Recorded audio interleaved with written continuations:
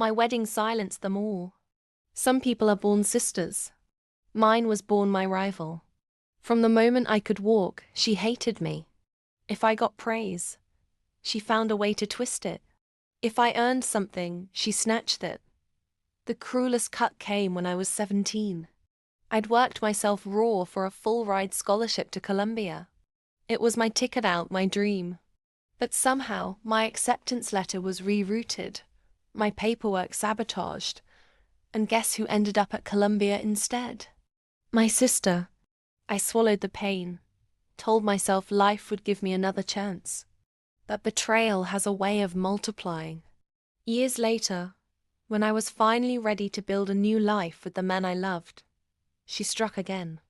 This time, she went after the one moment every bride dreams of: being walked down the aisle by her father. She whispered into his ear, poisoned him with guilt trips and manipulations until he folded.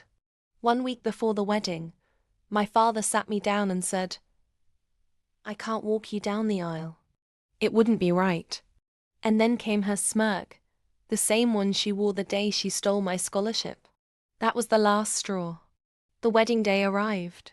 The church in New York was breathtaking white roses, chandeliers glistening like stars, and hundreds of guests waiting.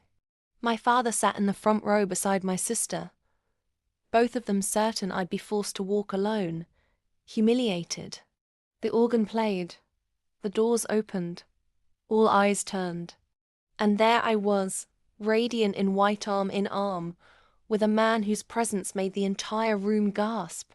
Not my father, not an uncle, not even a family friend, but the university dean from Columbia, the very man who had once fought to reinstate my stolen scholarship.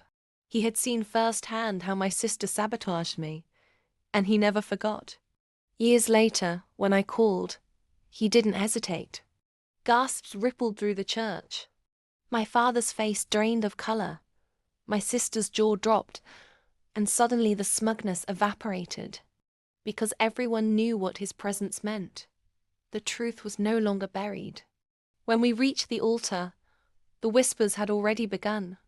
My sister shifted uncomfortably, tugging at her dress, while my father couldn't even meet my eyes. But the true dagger came at the reception. The dean stood, raised his glass, and delivered a toast that sounded innocent at first.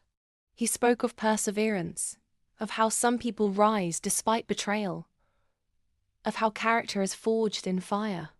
He never once said her name, but every guest connected the dots. By the end, my sister looked like she wanted the earth to swallow her whole. That night, I danced freely for the first time in years, knowing the power had shifted forever. My sister could no longer rewrite my story. My father could no longer diminish me. And if you love this story of ultimate betrayal and revenge with a twist, don't just scroll away, smash that subscribe button on my YouTube channel. More shocking tales are coming, and trust me, you won't want to miss the next one.